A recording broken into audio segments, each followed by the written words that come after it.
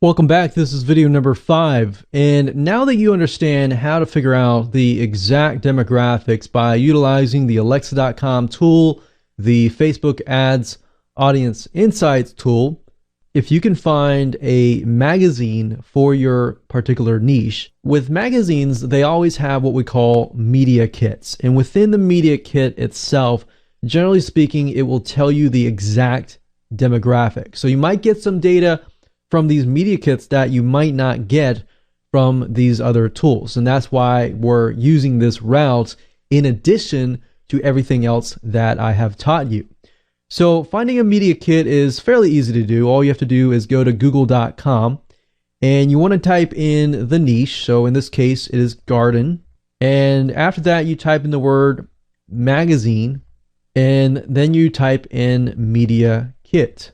Now, obviously, like I said earlier in the previous video, you want to make sure that you visit the site and make sure that the magazine fits your products and services, because if it doesn't, then you might getting the wrong data. Okay, so we can see find garden media kits. And if we go to click on images here, we can actually see what the magazines look like. So we have a better idea of what we're dealing with. So for example, if we were to click on Better Homes and Gardens, it's not directly related, but we can see that it is somewhat related. But this gives us a better idea. I've been seeing garden design lately a lot too. So actually in the past 3 websites, I saw garden design. And I don't know if that contains blueprints or anything, but that might be a potential product right there. So just by going through here and finding your perfect buyer and who they are, you can figure out other things as well. So we can see garden magazine media kit. We're going to go through here and I'm going to go back to all. Just going to go ahead and click these here. We got Better Homes and Gardens media kits, garden and gun media kit, which is probably not exactly directly the same. Organic gardening media kit. And let's just take a look at what we found here. So find garden media kit. Basically, a media kit for a magazine is a page that tells you how much it costs to advertise on their magazine. But in addition to that, it'll also tell you the demographics as well. So not 100% if that's the case for this one. Let's take a look real quick. Okay, so rate card, find garden, 1.2 million unique visitors. Plays online demographics. Aha, see, there we go. Nice. So this is what we wanted. Gender, 80% female. That confirms what we're talking about. Graduated from college. That confirms it as well. Medium income, about $100,000. Age, 59. So we can see that it's kind of more on the older scale. 59 years old. Married, 69%. How big is their garden? How big is their garden that is editable? Wow, that's really, really deep. And their average amount spent per year on gardening and related activities. So they're willing to spend up to about $935. So that gives us a good idea of who we're dealing with, right? Now let's check out these other media kits. Sometimes if you go to the main website and you scroll all the way down and you see like a button that says like advertise or anything like that, you'll be able to get the media kits from there. So we can see here, media kit. Okay, so I guess this whole thing is the media kit. So research, adult readers, women readers, tablet demographics. I'm going to click on women readers. And the question is, does it compare with what we have been looking for in the past? So for example, we can see that the majority here is about 18 to 49, but it jumps, no, actually 16,000 is up here. So that confirms it's 50 years and older. See, the majority earns more than 50,000. They are definitely married. They own a home, graduate college, and they have children under the age of 18, or their children are parents. So their children could be parents and they're retired, or they have children under 18, so they could be in that life bracket as well. So that confirms a lot of information. So these are essentially kind of shortcuts that you can take. But in my opinion, I would do these in addition to Alexa and Facebook ad audience insights. So that pretty much confirms a lot. So that is really good information. So I'm going to jot this down here. So as you can see, that confirms a lot of information that we have already dug up, and the pattern is consistent throughout, which is a plus, because now we know that this is for sure our perfect buyer, is within these specific age range, specific education, and more. So now that you have this right information, we can move on to the next video. Welcome to video number 6, and in this particular video, I'm going to show you how to map out a typical day of your perfect buyer. Now, the reason why you want to do this is because you will get a better perspective of what they are dealing with from day to day, what frustrations they're dealing with, what gets them excited, what gets them mad, what gets them sad, and everything in between. So one of the best ways of doing this is simply really get yourself in the person's shoes. Now, like I said earlier, this is actually harder than it sounds. So the best way of doing this is by going to Google and typing out something like this. So obviously with gardening, the noun of gardening is gardener. So the type of person described in this particular niche is a gardener, right? So I'm going to type that in, gardener, and then I'm going to write the words, 2 words, typical day. Now, there's no guarantee you're not going to always 100% get this, but the nice thing is you're going to be able to see things like YouTube videos and other sorts of media, which we'll talk about in the video after this one. But this will allow you to kind of get into the shoes of someone who is a hyper-responsive buyer and perfect buyer in these niches. So another thing is gardener journals, taking a look at their day-to-day journals. If they have any, I'm sure they have blogs, I'm sure they have different things where they talk about their day. Obviously, an easier way of doing this is to go on a forum and maybe follow a person and see what they are saying. And you can also maybe even contact them and say, hey, I want to talk to you or interview or pay you money to interview you to get an idea of what your typical day looks like. But by doing this process, it's going to really help you out as far as figuring out what potential products and services they will want to buy. Obviously, different people are going to be different, so it's not really 100% one size fits all.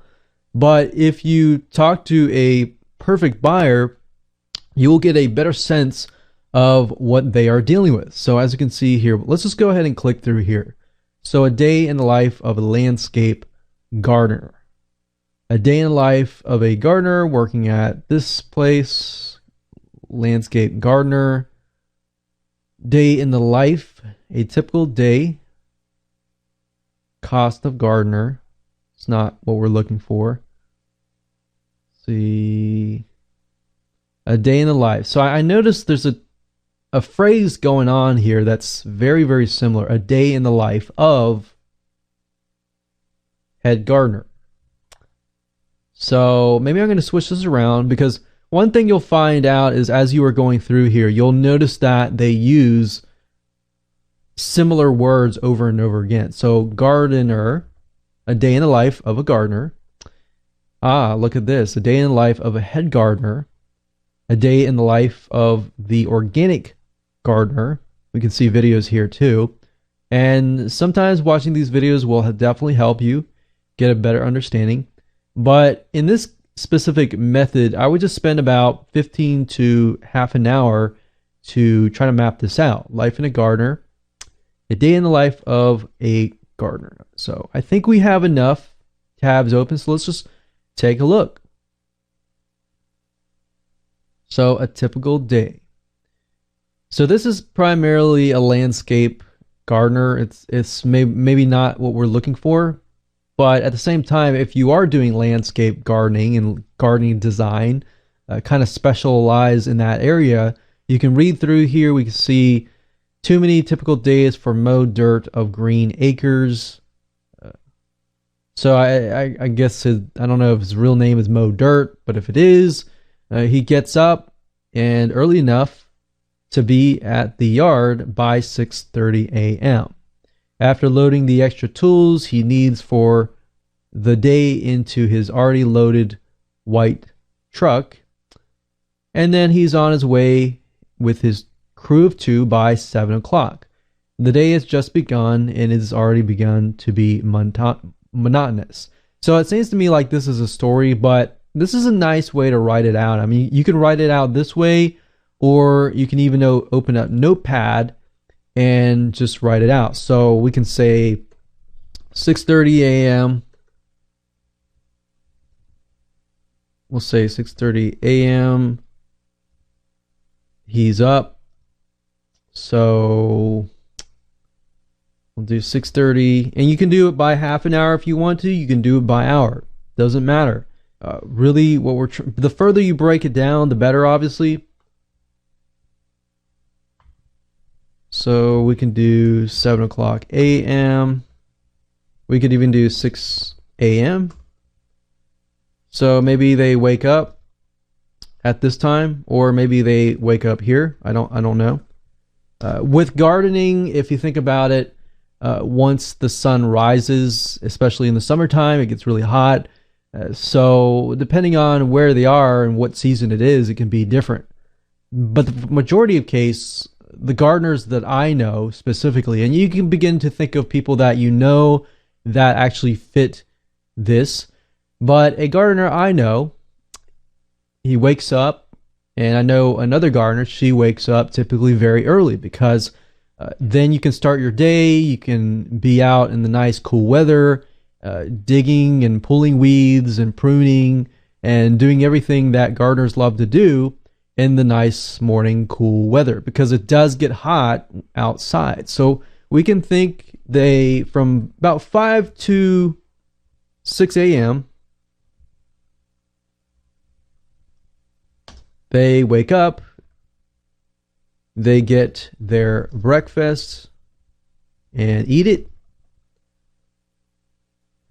You can even think, like, what do they eat? You know, that could be potential product or service.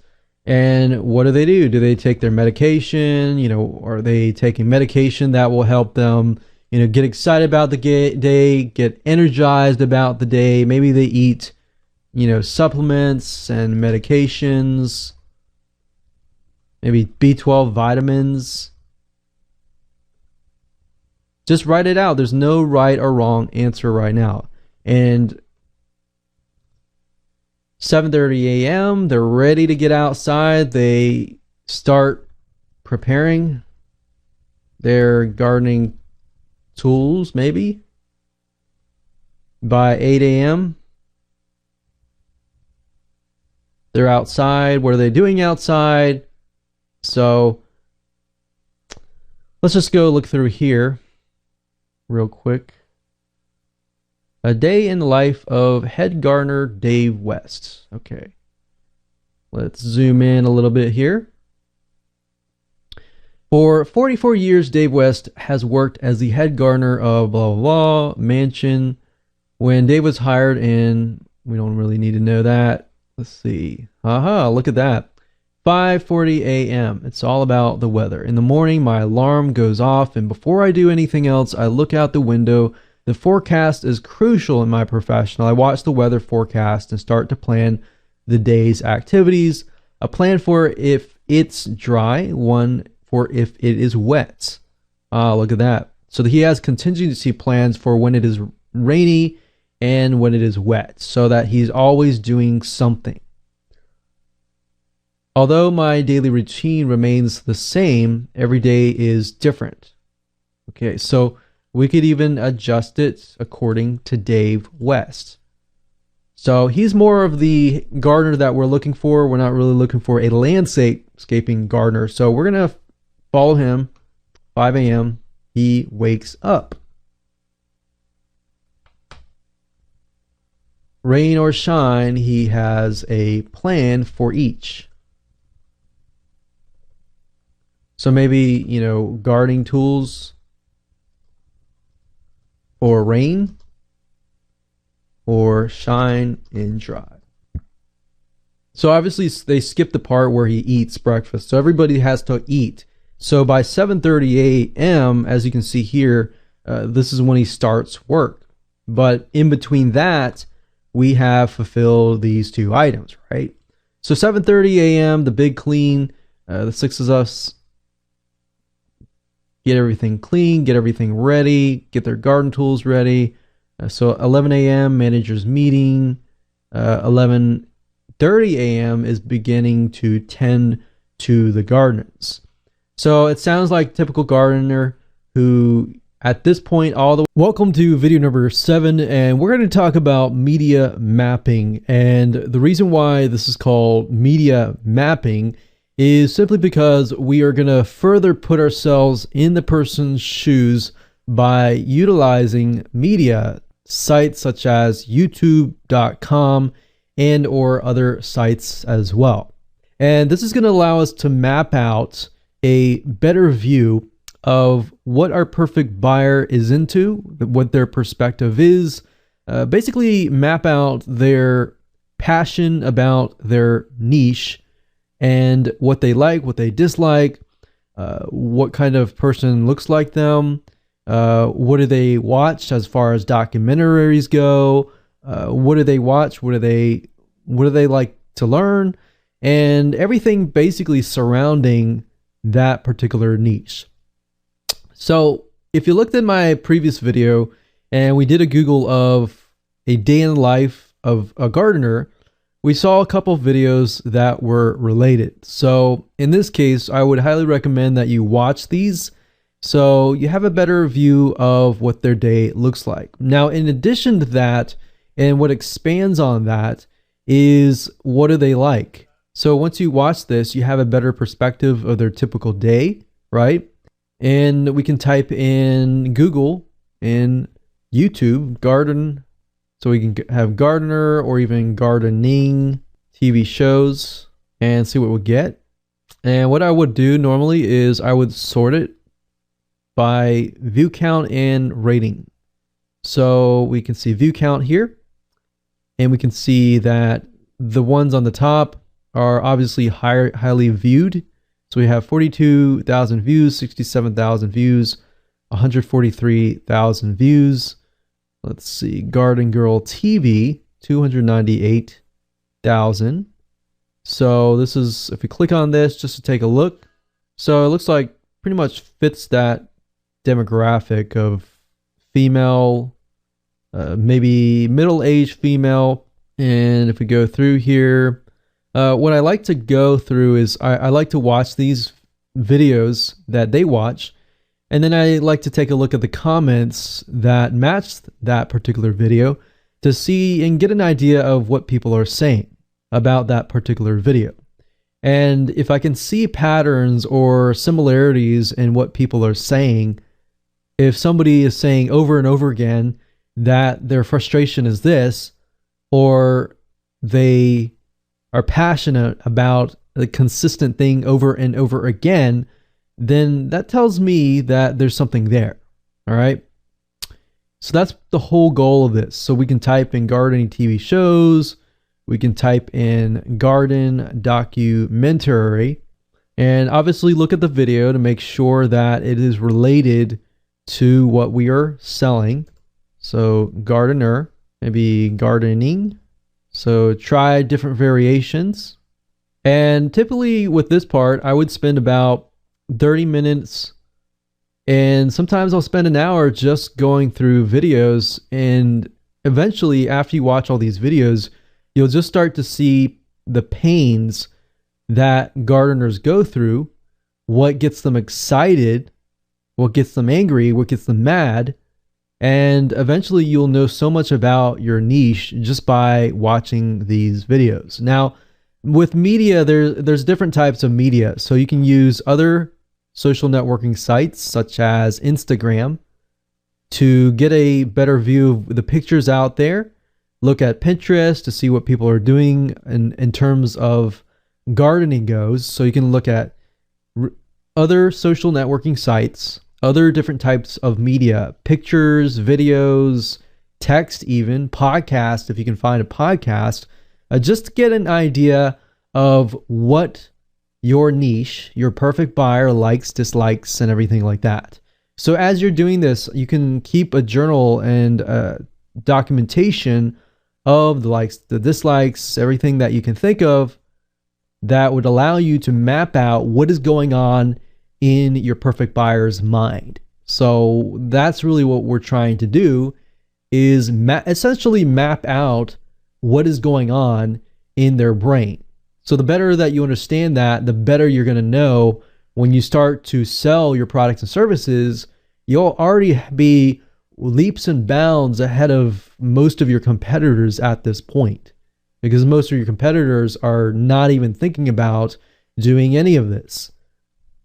So I hope you'd enjoyed this video. In the next video, we are going to talk about buying habits, and what this will reveal to you is what they're willing to buy, what they're willing to spend even more money for, so that you have a better picture of what products and services that you could essentially offer to them. All right, we'll see you there. So congratulations, you've reached the end of this video course, and this particular video is video number 8, and we're going to talk about the buying habits of your perfect buyer, why they buy, what do they buy, and things related. So I'm going to be visiting 2 different websites. We're going to be utilizing the Facebook Ads Audience Insights tool, and second of all, we're going to be utilizing Amazon.com. So Amazon's going to reveal to us a lot of good data as far as buying habits go, and Facebook as well, as far as how much they spend, which is something that is not provided by a lot of tools. So this information is golden. So what I recommend that you do is do the same thing earlier, so gardening, and remember that as we began to realize that by looking at the media kits, by looking at everything else, that our perfect buyer, the person that buys those magazines, is age 50 and older. Now, as we can see looking at Facebook, however, it's about 45 to 64. Now, of course, 22% is 25 to 34. Now, the media kits, however, tell us that it's 50 and older. So that might mean that 25 to 34, they might be interested in gardening, but they may not be spending as much money on gardening as these people up here. So that's essentially what the media kits go with. And I tend to just go with the media kit because those are proven magazines. They have spent millions of dollars into advertising and so forth. So I'm going to go with 45 to 64. So I'm going to go back over here to age, and I'm going to switch it to 45 to 65. So now I am honing in on my perfect buyer. I'm totally ignoring everybody else. Now, you might be thinking, well, won't I be losing sales? Yeah, you might lose a few sales, but if you speak primarily to the extremely interactive, engaging audience, you'll be able to speak to everybody else. And these people are more likely to buy from you anyways. So now that we've honed in on here, what Facebook Ad Audience Insights does now is that it begins to show you the lifestyle pertaining just to that specific gender and age bracket. So you see how powerful this is, and you see how step-by-step process through this whole video course brings you to this point of realization that this is your perfect buyer. So now we can dig into the lifestyle, we can dig into their realistic education levels, relationship, job titles, which we can see overall it's consistent across the board. Now, if we go straight to household, this will begin to tell us how much they can afford. So most of them are earning about 50 to 75 grand. And the second highest is 75 to 100 grand. And we can see that it's not a whole lot here because gardening does cost money. If we think about it, And at the end of the day, gardening does cost money. Whether you buy seeds or anything else, the soil costs money, fertilizer costs money, tools cost money. So you kind of have to be making at least some money to actually afford these, unless at this point you have all the tools and everything else. So the reason why I'm saying this out loud to you is because I've realized and I've discovered things along the way. And I really want you to do the exact same thing. Is as you begin to discover things, just speak it out loud and just write it down. Whatever you learn best, just get it ingrained into your brain. So home ownership, we can see that about 82% of them own homes. And if they don't own homes, realistically, if they own like an apartment, they can't really go all out as far as gardening goes. So that kind of confirms that there. Household size, home market value, how much is their home valued at? So we can see that their home is valued about 100,000 to 500,000, so kind of upper middle class section. And spending methods, they use any card, bank card, travel and entertainment, gas, store. So if you look at this picture here, it tells us they do have credit cards. They don't spend a lot on travel and entertainment. They do spend money on gas, which we all do. They spend a good amount of money on their credit card. So they mainly use credit cards. They don't use a lot of cash.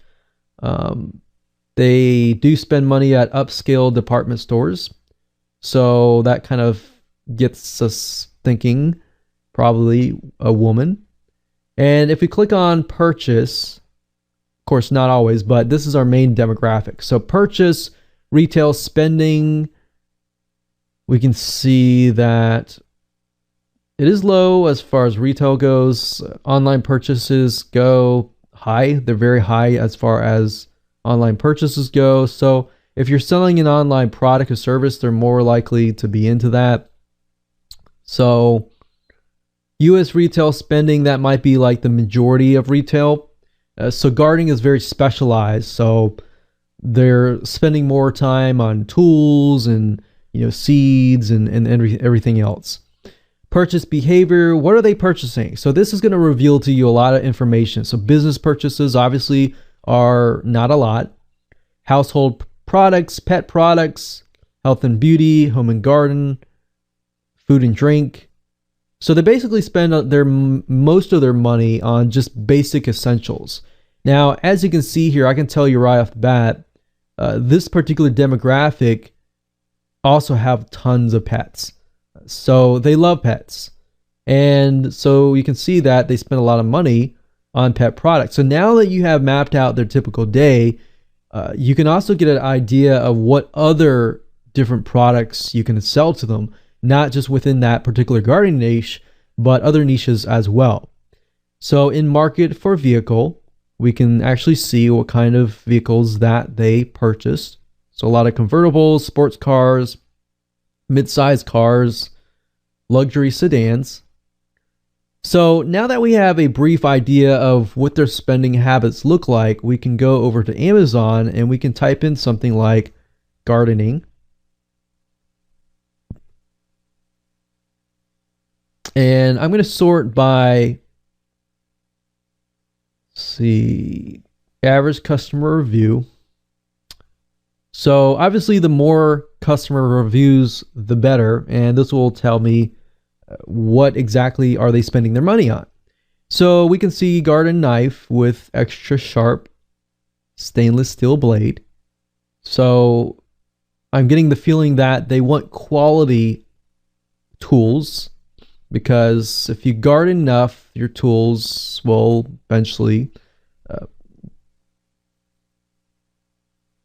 get used and may rust away. So you definitely want good quality stuff. So pruning gloves, about 24 bucks. We're looking through here. We have $10, 21, 26, 15, 33. Now, you notice I'm looking at the price points, right? And the reason being is because I want to get an idea. Do they spend a lot of money on low ticket items, or do they spend a lot of money on high ticket items? Maybe they spend a lot of money on low ticket items so that they can get a lot more supply of tools, books. So, and this, what this does is it allows us to scroll through and get an idea of what they're buying. Like if the average customer view is greater, that means that there's a large amount of people that are buying it. Because if you think about it, most of us don't really leave reviews on Amazon. So the people that do, there's actually a lot more people that buy it as well. So as we go through, we can see a lot of tools, hoe tools, garden knife tools, pruning gloves. And we could even click here to get an idea. And what I like about Amazon as well is they give you categories within the main category so that you can actually break things down and have a better view of what kind of different types of things that are being sold. So we got vegetable, plants, and seeds. And if we do average customer review, this allows us to see what is being bought the most. So if we go down through here, we see a lot of seeds. And we can also take a look at books too. So if I go back over here, take a look at books, we can see that these books have a good amount of reviews, each one of these. So we're looking at 1,000, 500, 147. So a really good amount. And they're about $15 to $20 each. So that gives me an idea of what their price points look like. And of course, I can go through here. I can look at the customer reviews. And generally speaking, what I try to look for is consistent patterns. Patterns in what people are saying, the positives, and what people are saying they like, what they're saying that they dislike, and everything in between. So I look for patterns because patterns generally tell me that there's something consistent. And if there's something that is consistent, then that tells me that it might be worth looking into.